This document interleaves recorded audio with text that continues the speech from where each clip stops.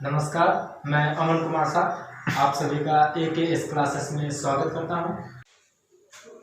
कोण के बारे में आप लोग सभी समझ गए होंगे, आशा करता हूं।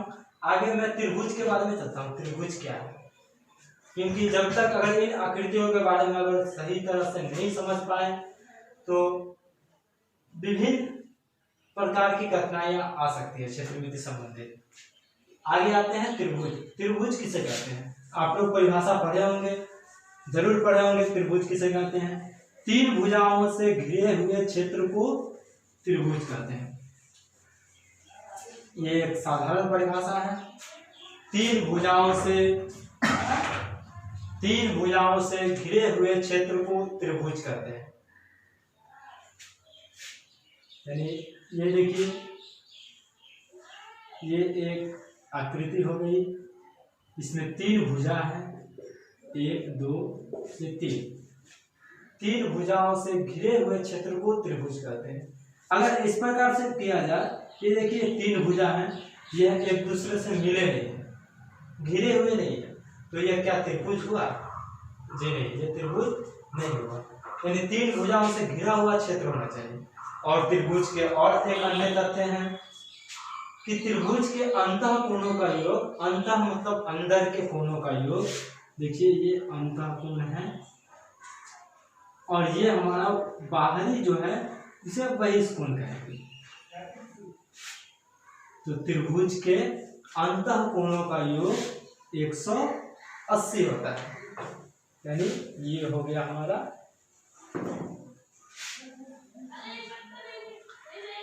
कोण, ये अंतः कोण,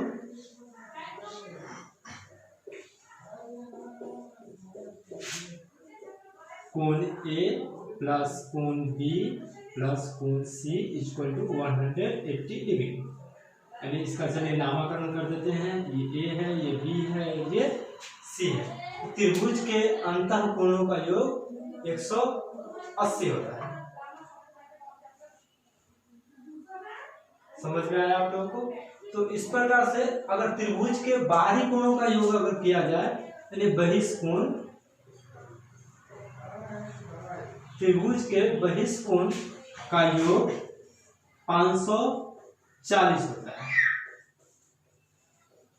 यानी ये जो अंदर का कोण बना है, इस प्रकार से इसको समझते हैं। ये और ये जो है ये अंतः कोण है और ये बहिष्कोण है।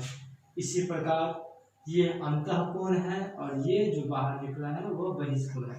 इसी प्रकार ये अंतः कोण है और ये जो बाहर निकला है सो वह बहिष्कोण है। यानी कोण A, B और C, ये तीनों का कोणों का योग बहिष्कोण में 540 डिग्री होता है, जबकि अंतः कोण में 180 डिग्री होता है। इसे आप ध्यानपूर्वक समझ लें, ये पॉइंट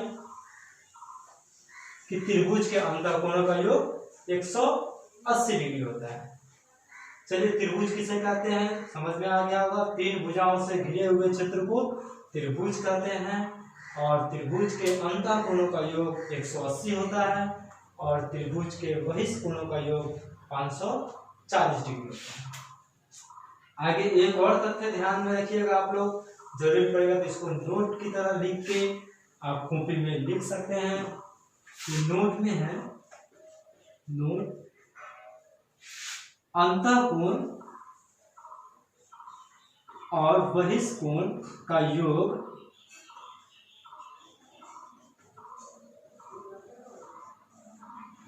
180 डिग्री होता है। ये 3 पॉइंट आप लोग हमेशा ध्यान में रखिएगा।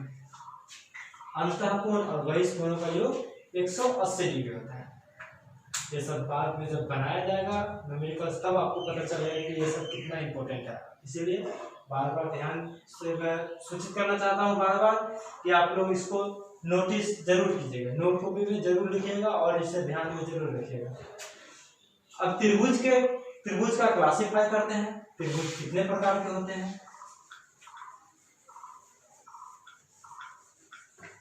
आप बार बार बताया जा रहा है कि वीडियो को पॉज करके उसको परिभाषा जरूर लिख लीजिएगा, जैसे मैं बता रहा हूँ इस प्रकार से। त्रिभुज किसे कहते हैं? तीन भुजाओं से घिरे हुए क्षेत्र को त्रिभुज कहते हैं। और इसका क्लासिफाई करेंगे, इसे कितने भागों में बांटा गया है। तो त्रिभुज को भुजा के आधार पर 3 भागों में बांटा गया है। पहला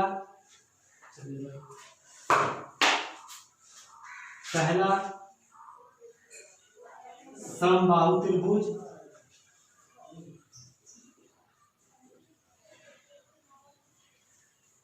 दूसरा समद्विबाहु त्रिभुज,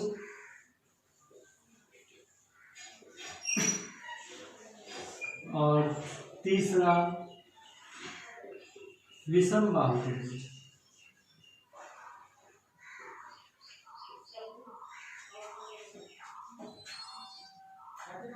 भुजा के आधार पर त्रिभुज को 3 भागों में बांटा गया है: समबाहु त्रिभुज, समद्विबाहु त्रिभुज और विषमबाहु त्रिभुज।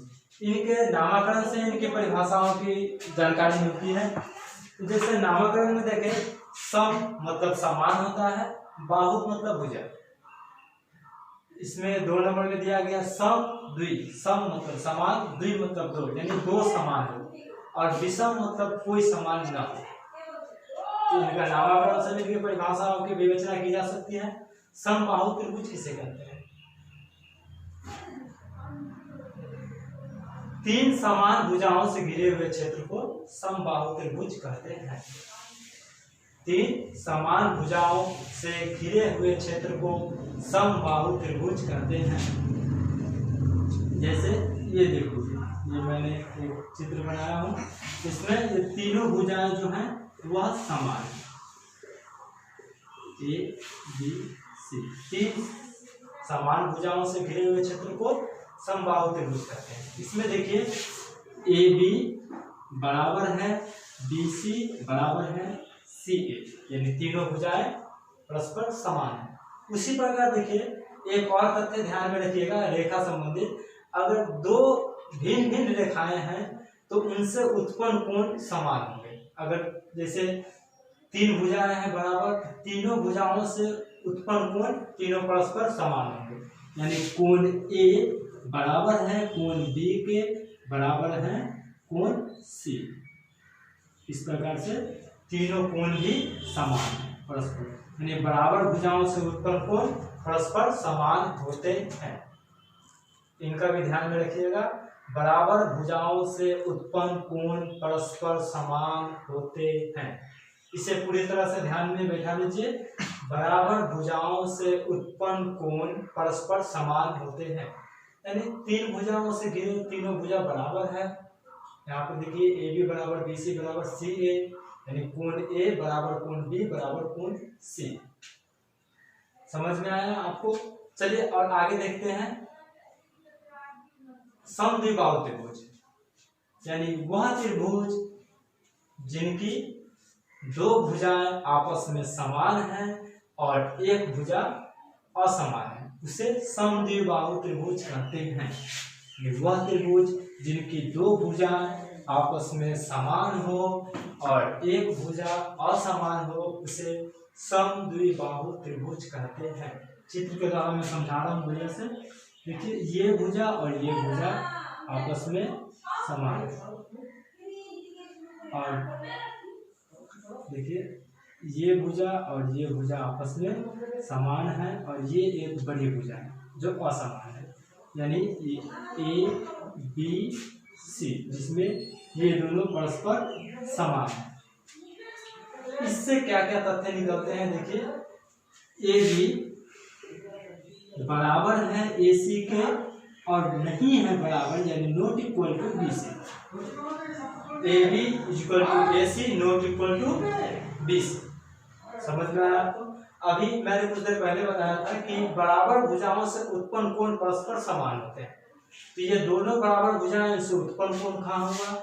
ये एक कोण बना और एक ये कोण बना, एक ये कोण बना है और एक ये कोण, यानी कोण बी इक्वल टू कोण सी नॉट इक्वल टू कोण ए।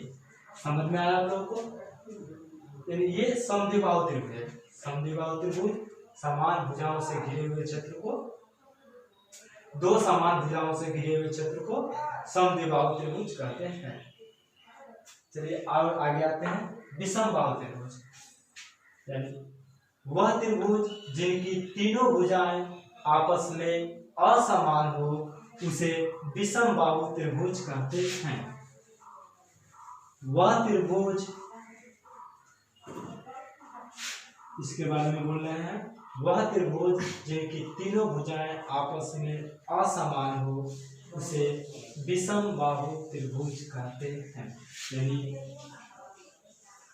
ये मैंने त्रिभुज बना दिया ए बी सी, यानी इसमें A B not equal to B C not equal to C ए।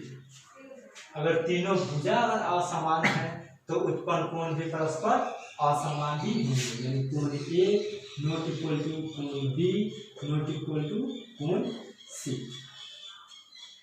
समझ में आया आप लोगों को? चलिए और आगे बताते हैं। कोण के, ये भुजा के आधार पर हो चुका है त्रिभुज का वर्गीकरण, अब कोण के आधार पर त्रिभुज का वर्गीकरण करते हैं। कोण के आधार पर अभी त्रिभुज का वर्गीकरण करते हैं।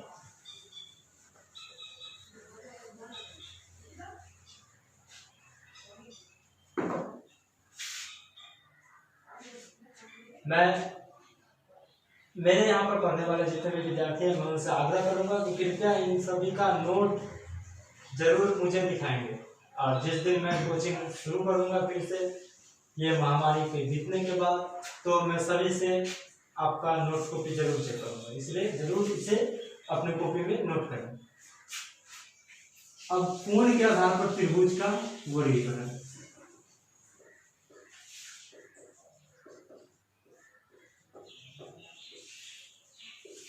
कोण के आधार पर भी त्रिभुज तीन प्रकार के होते हैं। एक न्यून कोण त्रिभुज,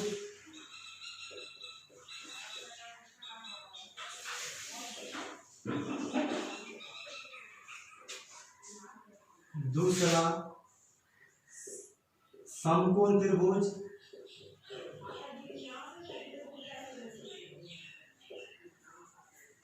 और तीसरा अधिक कोण त्रिभुज।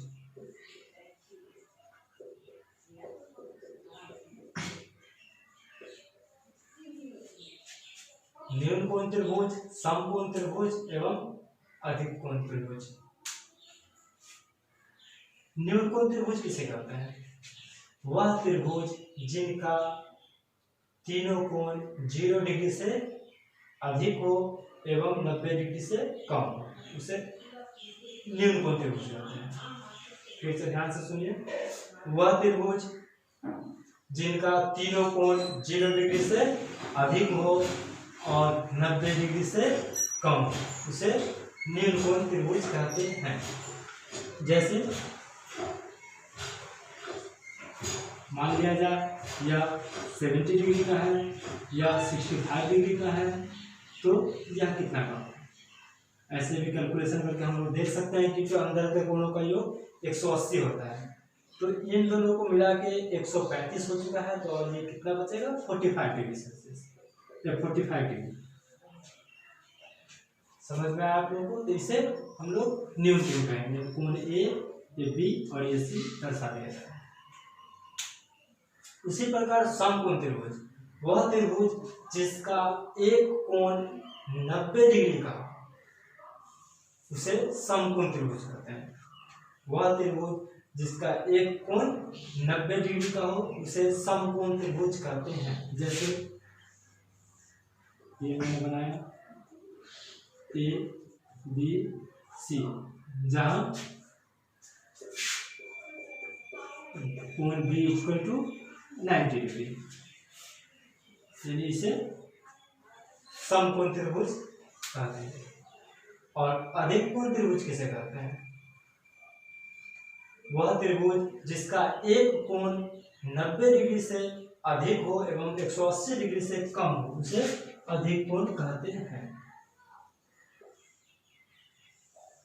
जैसे ये मैंने चित्र बनाया 120 डिग्री, 35 डिग्री और 25 डिग्री। यहाँ पर देख लीजिए कोण ए, बी और सी।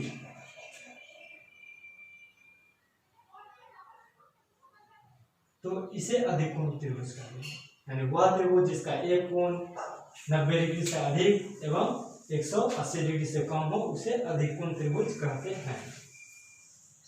त्रिभुज के बारे में अभी आप लोग जान गए।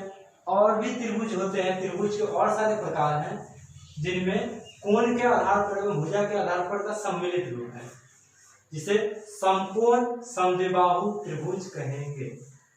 अब समकोण समद्विबाहु त्रिभुज सबसे इंपॉर्टेंट है, इसके बारे में जानना सबसे जरूरी है। चलिए और आगे आते हैं।